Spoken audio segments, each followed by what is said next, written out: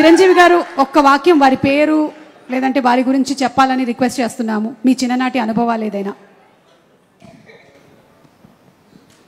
మా అమ్మగారి తండ్రి గారు రాధాకృష్ణ నాయుడు.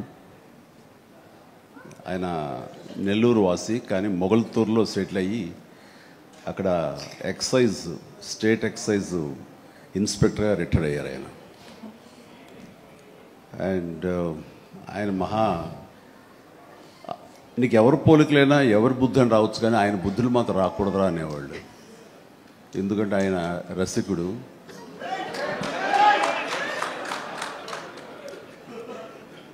ఇద్దరు ఇంట్లో ఉండేవాళ్ళు, నాకు ఇద్దరు అమ్మమ్మలు.